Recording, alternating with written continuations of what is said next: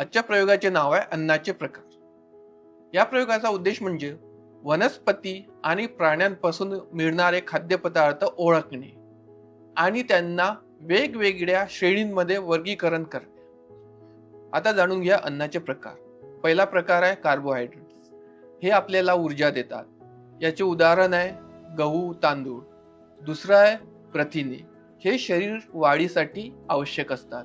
याचे उदाहरण आहे डाळ, अंडी. तिसरं आहे स्निग्ध. हे सुद्धा आपल्याला ऊर्जा देतात आणि उष्णता पुरवतात. तिसरं आहे विटॅमिन्स. विटॅमिन्स हे आपले रोगप्रतिकारक शक्ती वाढवतात. याची उदाहरणं आहे पालेभाज्या, अंडी. हे सगळे आपल्याला विटॅमिन्स देतात. तिसरं आहे मिनरल्स. मिनरल्स हे हाडांच्या मजबूतीसाठी आवश्यक असतात.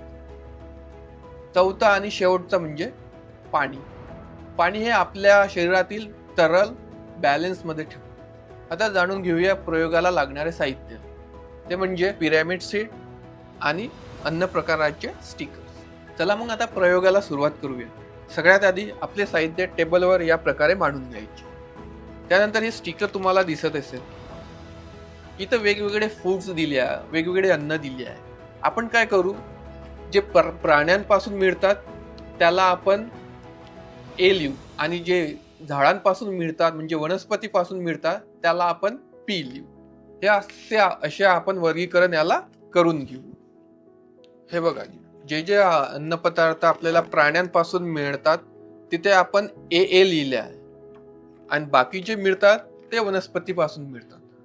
तर आपण सगळ्यात आधी काय करू, हे जे खाली स्टिकर आहेत, एनर्जी गिवन फूड, खाली आहे बॉडी बिल्डिंग, हे सगळे आपण स्टिकर यावर चिपकवून घेऊ. हे बघा, हे सगळ्या बाजूला आपण हे स्टिकर चिपकवून घेतले. या प्रकारे आपल्याला सगळे अन्न प्रकाराचे स्टिकर चिटकवून घ्यायचे. सगळे याच्यावर आपण चिटकवून घेतले आणि कोणकोणते टाइप्स आहे ते इथे चिटकवून घ्यायचे. तर आपल्याला माहिती आहे की हे जे फूड आहे हे बॉडी बिल्डिंग फूड आहे. तर आपण काय करू, याला बरोबर याच्यावर राहू.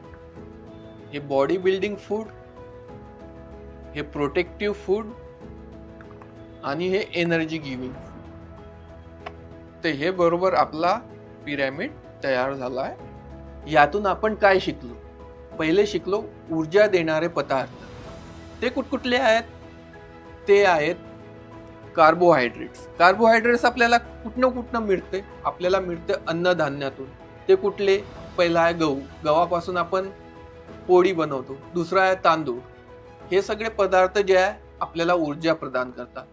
दुसरे आहे प्रथिने. प्रथिने काय करतात, आपल्या शरीर वाढीसाठी आवश्यक असतात. तिसरं आहे स्निग्ध म्हणजे फॅट्स. ते काय करतात, आपली ऊर्जा वाढवतात आणि आपल्याला उष्णता पुरवतात. चौथा आहे आपले मिनरल्स. हे आपल्याला कुठनं मिळतात, हिरव्या पालेभाज्यामधून. आणि शेवटचं आहे पाणी. पाणी हे आपल्याला शरीराला आवश्यक आहे.